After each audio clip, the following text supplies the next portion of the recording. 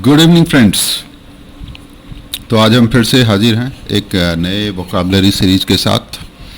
और आज फिर से हमारे 10 का दम दिखाने का टाइम आ चुका है। सो चलें आगे बढ़ते हैं हमारे आज के इंग्लिश एसेंशियल इंग्लिश वर्ड्स के साथ। ठीक है, सो लेट्स मूव एट।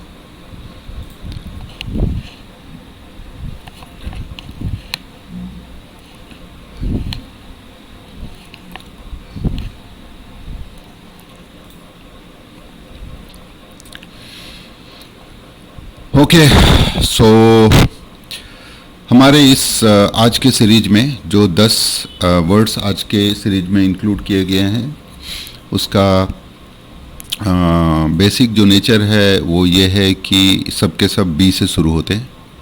ठीक है, so the very first word जिसको यहाँ पे दिया गया है वो है आपका बैकग्राउंड। ठीक है, बैकग्राउंड। अब एक बैकग्राउंड एक ऐसा शब्द है जो काफ़ी कॉमन सा शब्द है।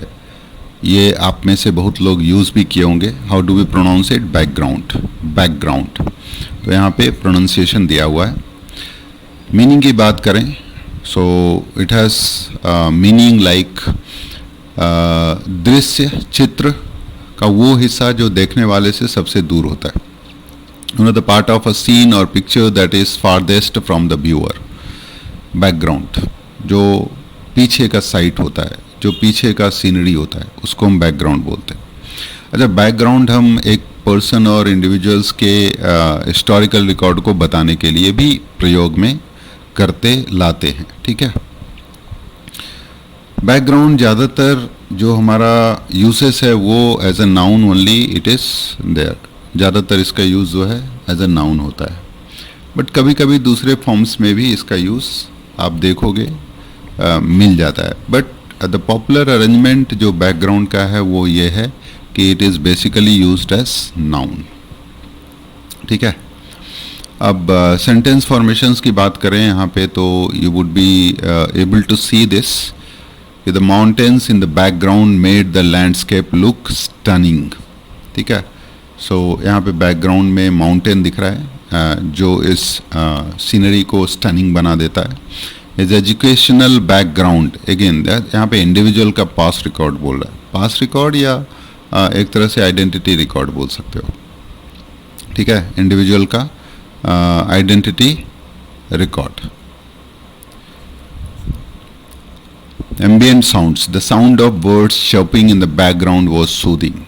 सो एक तरह से बैकग्राउंड का मतलब है कि something which is somehow behind the scene और बिहाइंड द फ्रंट एरिया, उसको बैकग्राउंड बोलेंगे। ठीक है, now another word which is there is backwards.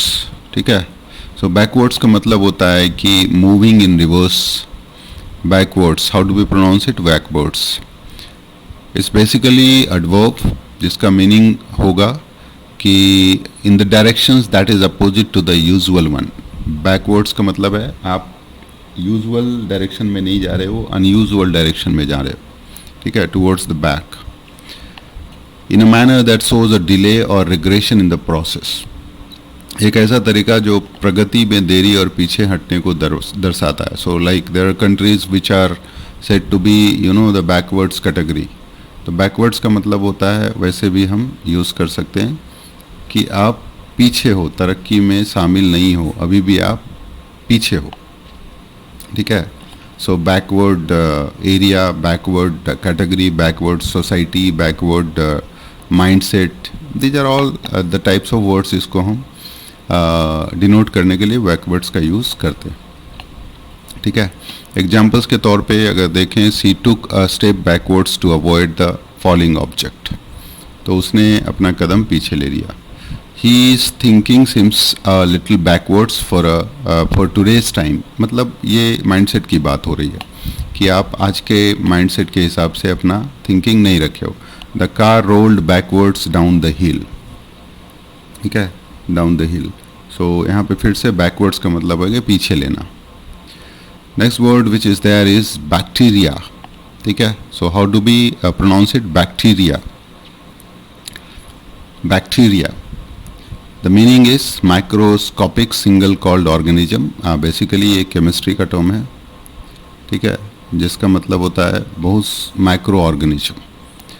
तो बैक्टीरिया अगर आप नहीं सुने हो, कुछ लोगों के लिए अनयूजुअल हो सकता है, but for a person who is kind of person who is adult, आप हायर क्लासेस में जा चुके हो, एकेडमिक लेवल्स में आगे बढ़ चुके हो, then obviously you would be familiar with the term bacteria, ठीक है।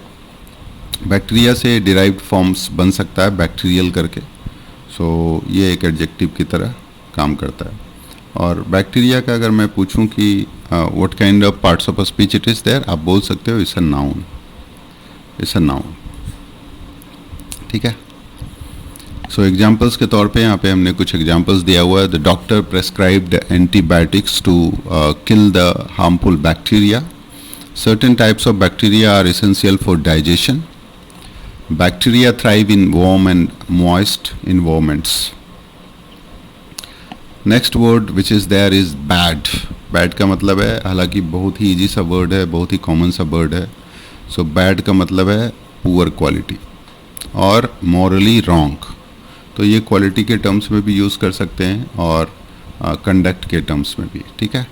So is an adjective basically of a poor quality वहाँ पे भी यूज़ कर सकते हैं, और morally which is not correct उस केस में भी हम बैड का यूज़ कर सकते हैं। There are number of examples like the weather was really bad yesterday.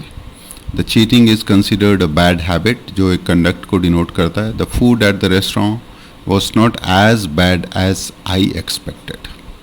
The derived forms are badness और बैडली। तो ये दोनों नाउन और एडवर्ब की तरह यूज़ होता है। अब बैड को अगर मैं पूछूं तो what kind of parts of a speech it is, तो आप बोलोगे एडजेक्टिव, ठीक है। तो देखो इस एडजेक्टिव से आप नाउन भी बना सकते हो और एडवर्ब भी बना सकते हो। Okay, bake, cooking with dry heat. Bake का मतलब होता है you are cooking with dry heat, है ना। So how do we pronounce it? Bake is basically a verb which means to cook food using dry heat, usually in an oven, ठीक है। derived forms अगर आप देखोगे it could be baker, baking, और adjectives के terms में अगर देखेंगे तो baked, है ना, baked। adjective करने का मतलब हो गया कि verb का जो दूसरा form है उसको भी हम adjective जैसा कभी कभी यूज़ करते हैं, so that is called baked. Examples: I love to bake cakes on the weekends. She baked a loaf of breads for the family. The sun was so hot that it felt like we were baking. ठीक है। Next word is ban, जिसका मतलब होता है prohibit और restrict. So it's again a verb.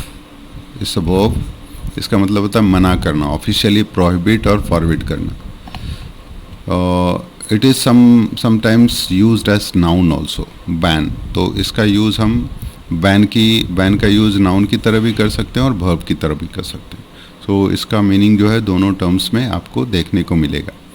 So noun के terms में is simply an official ban, मतलब मना किया हुआ है, और बैन अगर बोलेंगे तो वर्ब हो जाएगा, वो डूइंग वर्ड्स में आ जाता है कि आप मना कर रहे हो, ठीक है। सो दोनों टर्म्स में इसका यूज हो सकता है, वर्ब और नाउन दोनों टर्म्स में। Public health measures, the government decided to ban smoking in public places. He was banned from attending the event due to his behaviour. The ban on plastic, see here the noun, ban is noun, यहाँ पे ban जो है noun जैसा behave कर रहा है। Derived forms अगर देखो तो बैंड इट्स एन एडजेक्टिव, जो वर्ब का सेकेंड फॉर्मेट है। हम आगे डिस्कशन करेंगे कि कैसे वर्ब से एडजेक्टिव भी बन सकता है। Now there are 3 words here which you could be able to see, barrier, base and battle. So one is barrier, जिसका मतलब है स्ट्रक्चर और object that blocks the way, एक ऐसी संरचना और ऐसा ब्लॉकेज जो आपके रास्ते को अवरुद्ध कर दे, रोक दे, उसको बैरियर बोलते हैं। इज़ बेसिकली नाउन, और इसका यूज़ हम अक्सर करते हैं अपने इस तरह के कॉन्टेक्स्ट को डिनोट करने के। बेस, बेस नाउन भी है और वर्ब भी है, ठीक है। The lowest part of the foundation of something is called base, okay. अच्छा, base it is sometimes use as word, otherwise ज़्यादातर इसका जो यूज़ होता है ये नाउन की तरह होता है, ठीक है। So she has been based, तो यहाँ पे वर्ब जैसा यूज होता है, और he has been based, he has been based. So based का मतलब होता है आप इस्टेब्लिश करने के टर्म्स में भी इसका यूज़ कर सकते हैं। Battle, so again it is a noun and verb both. So battle को हम वर्ब जैसा भी यूज़ करते हैं और नाउन जैसा भी यूज़ कर सकते हैं। जैसे आपने पढ़ा होगा बैटल ऑफ प्लासी, है ना, बैटल ऑफ प्लासी। और if I write he battled, he battled, so यहाँ पे बैटल्ड वर्ब हो गया। सो इसका मतलब है लड़ना और लड़ाई करना।